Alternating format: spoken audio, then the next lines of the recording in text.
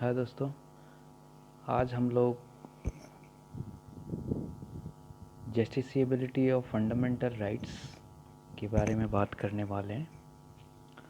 जैसा कि जानते हैं हम लोग कि हमारे कॉन्स्टिट्यूशन में जब हमारा कॉन्स्टिट्यूशन बना था तो उसमें 7 फंडामेंटल राइट गारंटेड किए गए थे कॉन्स्टिट्यूशन के द्वारा। बट कुछ समय के बाद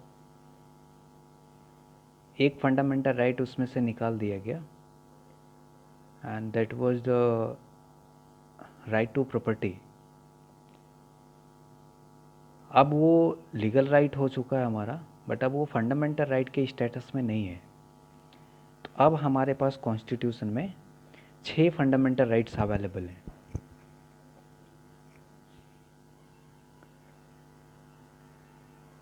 इनकी जस्टिसिबिलिटी को पढ़ने से पहले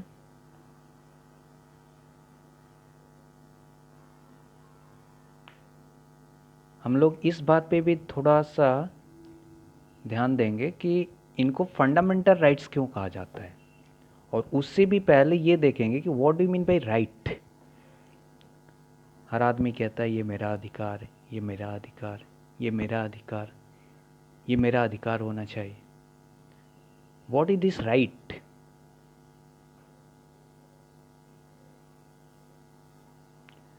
तो right is nothing, it is a justiciable claim. यहां पे ध्यान रखने वाली बात है, justiciable claim. It means rights are not absolute in nature. इसका क्या मतलब हुआ? इसका मतलब ये हुआ कि हम ऐसा क्लेम करेंगे जो जस्टिसिएबल है, जिससे किसी को नुकसान ना हो। वो ऐसा अधिकार हमारे पास होना चाहिए। इट मीन्स अधिकार हमें लिमिटेड वे में होना चाहिए, ये पूर्ण रूप से नहीं होगा।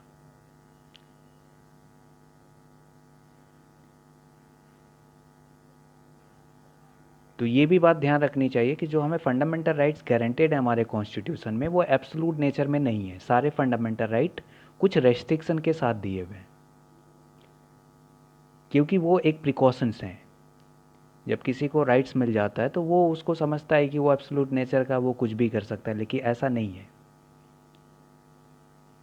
बट हम इस क्वेश्चन पे थे हम लोग कि ये फंडामेंटल इनको क्यों बोलते हैं।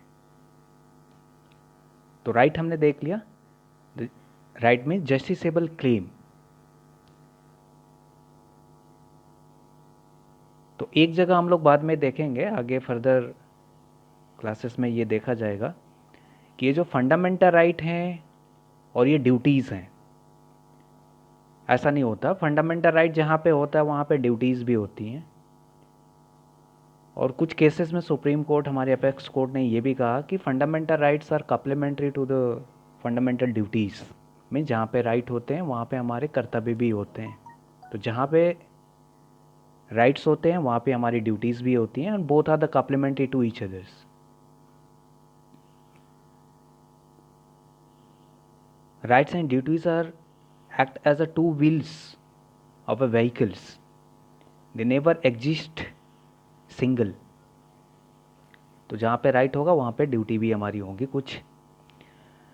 बट हम लोग अपने टॉपिक पे आते हैं, जस्टिसिबिलिटी ऑफ फंडामेंटल राइट्स।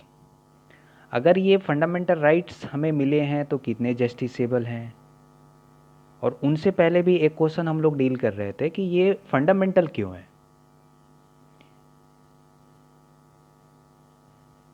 तो ये फंडामेंटल इसलिए हैं क्योंकि जैसे ही एक बेबी माँ के पेट से जन्म लेता है इंडिया में, उसको ये 6 फंडामेंटल राइट कॉन्स्टिट्यूशन के द्वारा दे दिए जाते हैं। तो इसीलिए इनको बेसिक राइट या फंडामेंटल राइट कहते हैं। They are fundamental in nature. But अगर ये फंडामेंटल राइट मिले अगर हमें,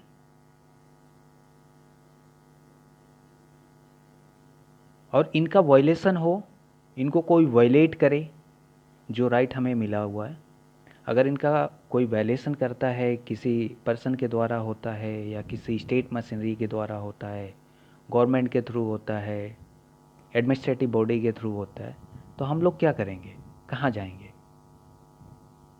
और ये कितने हद तक जस्टिसेबल हैं। जहाँ जाएंगे उनके पास क्या पावर है इनको इन्फोर्स कराने की, अगर है भी पावर तो वो पावर कहाँ से उनको मिली, ये सब यहाँ पे हम लोग देखेंगे।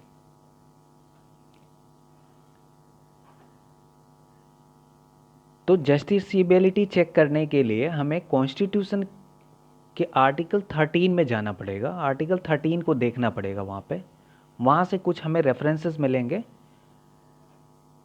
जिनसे पता चलेगा कि ये फंडामेंटल राइट्स जस्टिसेबल हैं और इनको कौन इन्फोर्स करेगा, कौन इनको रेमेडीज़ देगा अगर किसी का फंडामेंटल राइट वायलेट होगा तो चलिए आगे देखते हैं आर्टिकल 13। उससे पहले एक चीज़ और देखेंगे कि ऑल द इंस्टीट्यूशंस, जैसा कि हम जानते हैं कि हमारे डेमोक्रेसी में हमारे गवर्नमेंट्स के 3 ऑर्गन्स हैं। जैसे हमारी बॉडी बनती है ऑर्गन सिस्टम से, वैसे ही हमारे यहाँ डेमोक्रेसी के 3 ऑर्गन्स हैं, एग्जीक्यूटिव, लेजिस्लेचर एंड जुडिशरी। और इन तीनों ऑर्गन्स का काम अलग अलग है और ये तीनों एक साथ काम करते हैं। जैसे हमारे बॉडी के अंदर बहुत सारे ऑर्गन एक साथ काम करते हैं और वो लाइफ को एग्जिस्ट कराते हैं, वैसे ही ये तीनों ऑर्गन भी काम करते हैं एक साथ। पहला एग्जीक्यूटिव, दूसरा लेजिस्लेटिव एंड तीसरा जुडिशरी।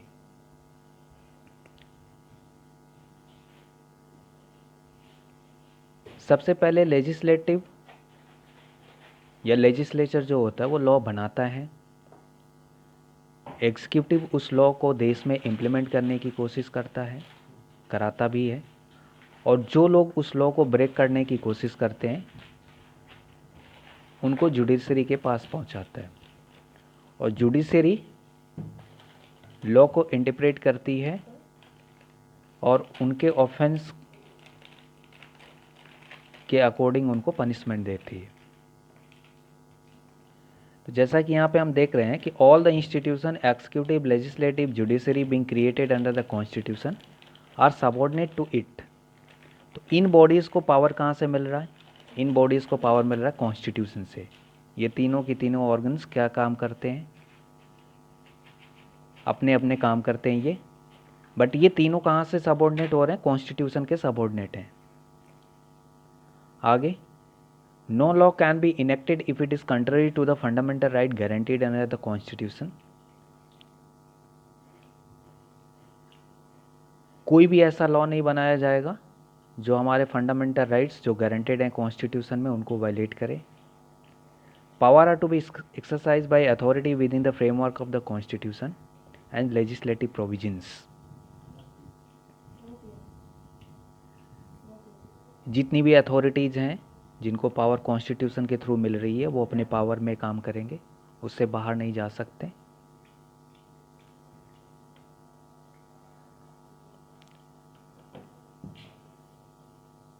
आगे यहाँ से हम लोग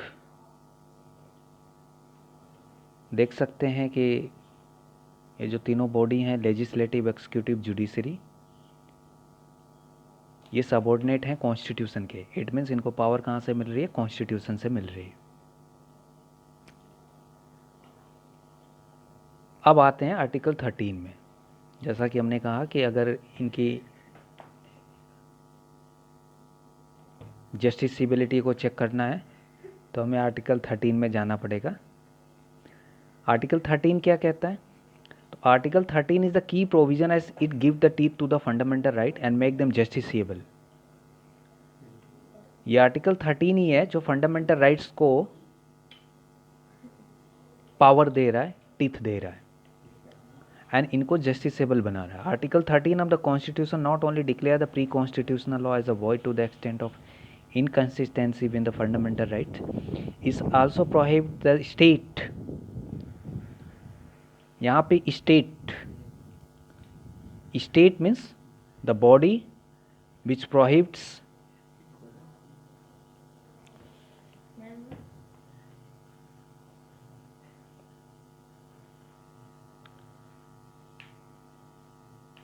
यहाँ पे स्टेट क्या हो सकता है? यहाँ पे गवर्नमेंट हो सकता है, किसी गवर्नमेंट की अथॉरिटी हो सकती है कोई, लेजिस्लेचर हो सकता है, पार्लियामेंट हो सकता है, anything. From making a law which either take away the totally are abrogate in the part of fundamental right, जिनके द्वारा बनाए गए लॉ या तो पूरी तरीके से हमारे फंडामेंटल राइट को वायलेट कर रहे हैं या किसी फंडामेंटल राइट के किसी पार्ट को वायलेट कर रहे हैं। ऐसे सारे लॉज जो कॉन्स्टिट्यूशन से पहले बने, तो ये आर्टिकल 13 दो लॉ के बारे में बात कर रहा है। एक जो कॉन्स्टिट्यूशन बनने से पहले जो लॉ बने और वो हमारे फंडामेंटल राइट के कंट्राडिक्शन में आ रहे हैं, और एक ऐसे लॉ जो फंडामेंटल राइट के बाद में बने और वो हमारे फंडामेंटल राइट्स के कंट्राडिक्शन में आ रहे हैं।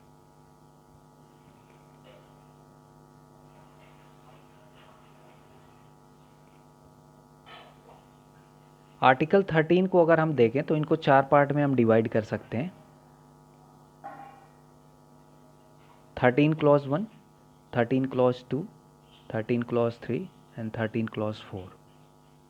एक एक क्लॉज को हम लोग अलग अलग करके देखेंगे और इन अलग अलग क्लॉजेज में क्या गिवन है अभी देखते हैं हम लोग। आर्टिकल 13 क्लॉज 1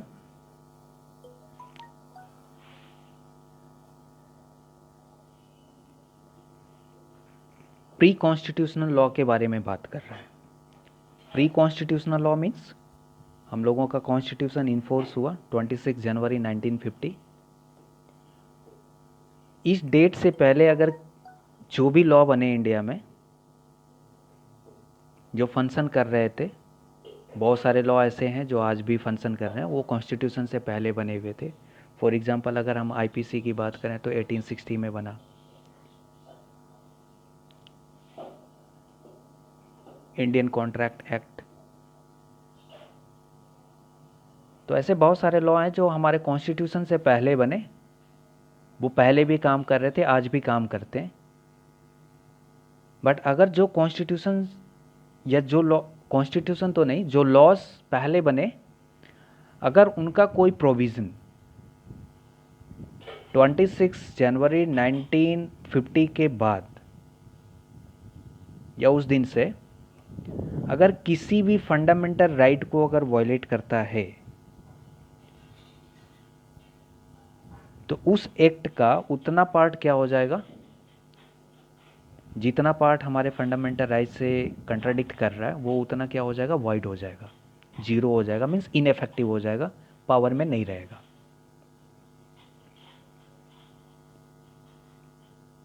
आगे आर्टिकल 13 क्लॉज 2 अगर हम देखें तो यहाँ पे देखिए स्टेट रेड वर्ड में गिवन है क्योंकि इस पे फोकस किया जा रहा है। State shall not make any law, means state कोई भी ऐसा कानून नहीं बना सकता।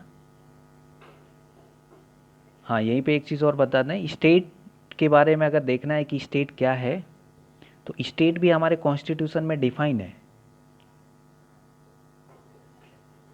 स्टेट के अंदर क्या क्या चीज़ें आती हैं, अगर इसको देखना है तो आप article 12 of the Indian constitution देखिए, वहाँ पे आपको पता चल जाएगा स्टेट के अंदर क्या क्या चीज़ें आती हैं। इनको भी हम लोग बाद के वीडियोस में डिस्कस करेंगे। एक वीडियोस स्टेट पे भी मेरे द्वारा बनाई जाएगी। तो ठीक है, यहाँ से the state shall not make any laws which take away or abridge the fundamental right and law contravening a fundamental right is to extent of the contravention void. इसका कहने का मतलब ये है कि अगर कॉन्स्टिट्यूशन के बाद 26 जनवरी 1950 के बाद अगर स्टेट कोई ऐसा लॉ बनाता है जो हमारे फंडामेंटल राइट्स के वायलेशन में आता है, कंट्राडिक्शन में आता है, उसको वायलेट करता है, तो इसका कंट्रावेनिंग पार्ट, जितना पार्ट वायलेट कर रहा है हमारे फंडामेंटल राइट को, उतना पार्ट क्या हो जाएगा, वॉइड हो जाएगा, नल हो जाएगा, जीरो हो जाएगा, इनएफेक्टिव हो जाएगा।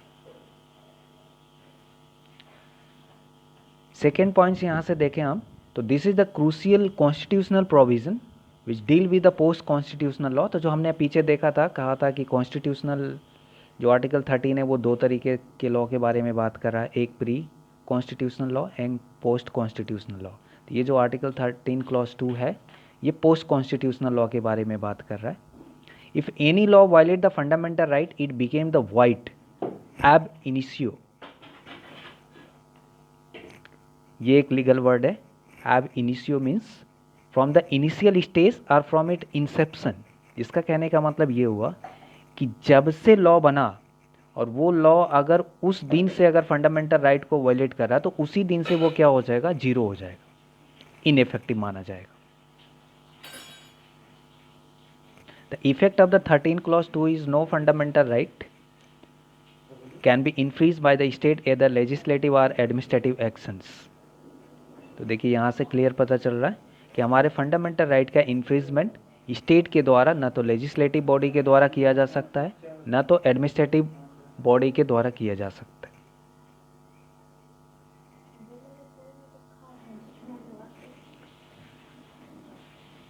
अब अगर हम जुडिशरी की बात करें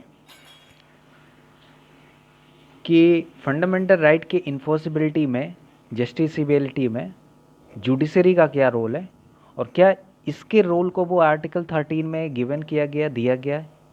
तो हाँ, article 13 make the judiciary and specially the apex court, this is called the supreme court. हम जानते हैं कि इंडिया में इंटीग्रेटेड कोर्ट सिस्टम है जिसमें सबसे हमारी अपेक्स कोर्ट कौन सी है, तो ऑनरेबल सुप्रीम कोर्ट है। तो article 13 make the judiciary and specially the apex court means Supreme Court as the guardian, protector and interpreter of the fundamental rights। Means supreme court हमारा गार्जियन, हमारे constitution का क्या है, कॉन्स्टिट्यूशन में जितने भी राइट्स प्रोविजंस गिवन है उनको गार्जियन के तौर पे कौन देखता है, सुप्रीम कोर्ट। उनको प्रोटेक्ट भी करता है, उनका वायलेशन ना हो, और उनको इंटरप्रेट करने का भी काम इसी सुप्रीम कोर्ट का है। तो it is the power of the court to declaring a law unconstitutional if it infringes a fundamental right. तो अब देखिए यहां से पता चल रहा है कि अगर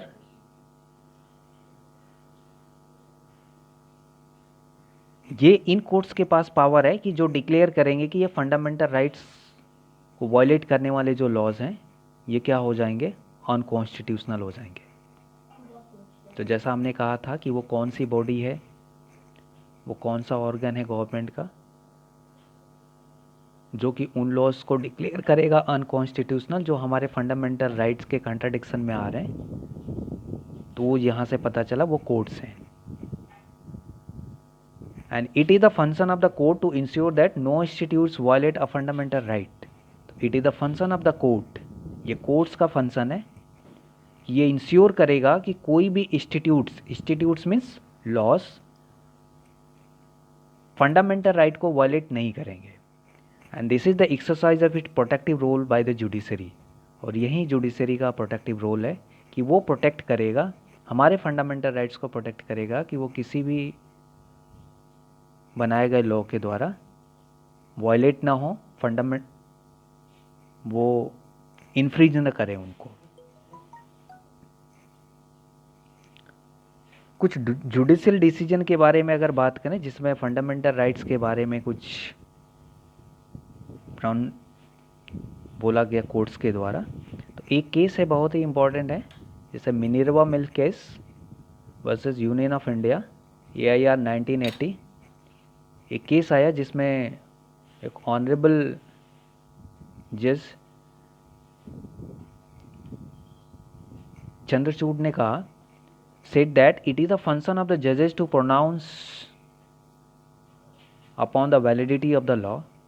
If the courts are the totally deprived of the power, the fundamental right conferred on the people will become a mere adornments, because the right without remedies as a reed in the water। उन्होंने कहा कि अगर इन fundamental rights का enforcement सही से नहीं होगा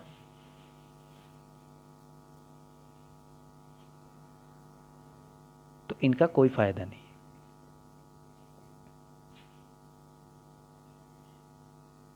ये रीट इन वाटर हो जाएंगे, मीन्स ये पावरलेस हो जाएंगे, इनका कोई यूजफुल नहीं रह जाएगा। A control constitution will then become uncontrolled, और जो हमारा कंट्रोल कॉन्स्टिट्यूशन है, जो सारी चीज़ों को कंट्रोल कर रहा है, वो क्या हो जाएगा? अनकंट्रोल्ड हो जाएगा। दूसरे केस को देखें तो केशवानंद भारती केस 1973, ये एक बहुत ही इंपॉर्टेंट केस है हमारे लॉ में।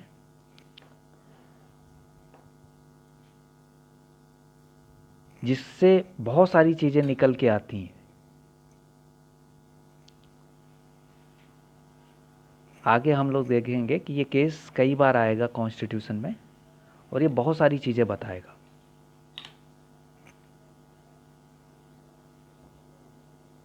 तो लॉ पढ़ते समय केसेस को ध्यान से हम लोग पढ़ते हैं, because cases are the sources of the law given by the supreme court, high court. तो judgement given in the cases by the High Court and Supreme Court act as a precedents. Precedent means it act as a law.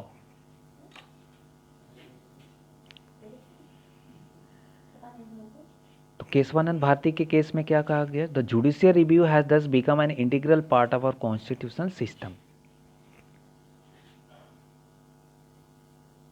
इस case में supreme court ने कहा कि courts के पास judicial review करने का power है। कोर्ट्स क्या करेंगी?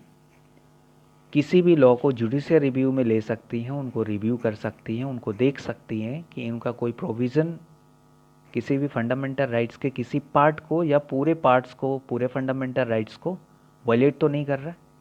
अगर कर रहा है तो उन पार्ट्स को क्या किया जाएगा? ऑन कॉन्स्टिट्यूशनल डिक्लेयर कर दिया जाएगा।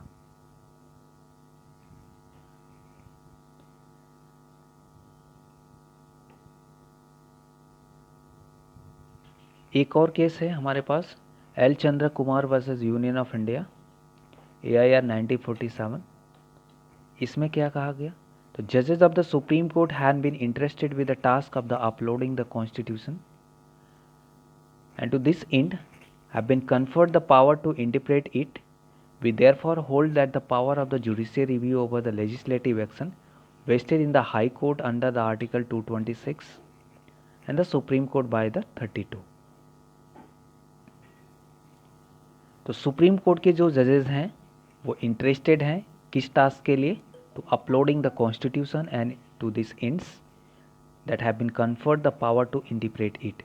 तो कॉन्स्टिट्यूशन पावर दे रहा है सुप्रीम कोर्ट को कि वो कॉन्स्टिट्यूशन का क्या करेगा? इंटरप्रिटेशन करेगा। We therefore hold that the power of the judicial review. और अभी अभी देखा हम लोगों ने कि केशवानंद भारती के केस में सुप्रीम कोर्ट ने कहा कि कोर्ट्स के पास जुडिशियल रिव्यू करने का पावर है। और हम जुडिशियल रिव्यू किसका करेंगे? तो इन लेजिस्लेटिव एक्शंस का करेंगे, एडमिनिस्ट्रेटिव लॉ का करेंगे, एडमिनिस्ट्रेटिव ऑर्डर्स का करेंगे। और ये हाई कोर्ट के पास पावर आती है article by the virtue of the article 226 and by two the supreme court by the virtue of the article 13(2). तो अगर किसी भी आदमी का फंडामेंटल राइट, किसी भी सिटीजन का फंडामेंटल राइट इंडिया में अगर वायलेट होता है किसी लॉ के द्वारा, किसी पर्सन के द्वारा, तो he can move to the high court by the virtue of the article 226 और he can move to the supreme court by the virtue of the article 32।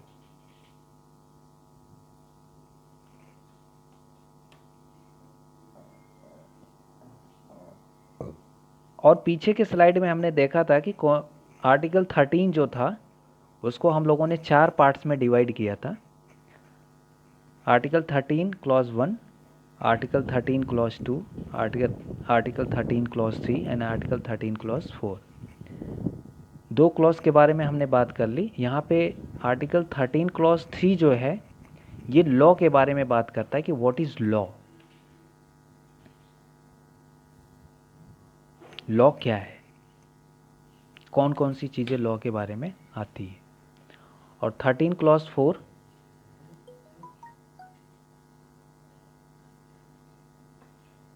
ये एक अमेंडमेंट था, अमेंडमेंट करके इसको जोड़ा गया था इस क्लॉज को, जो ये कहता है The provision given in the Article 13 is not applicable on the Article 368. Constitution में एक आर्टिकल है 368 जो कि बहुत ही एक इम्पॉर्टेंट आर्टिकल है, उसको बाद में हम लोग देखेंगे। तो आज के लिए बस यहीं तक, और आगे फिर हम लोग नेक्स्ट क्लास में देखते रहेंगे। Thank you very much.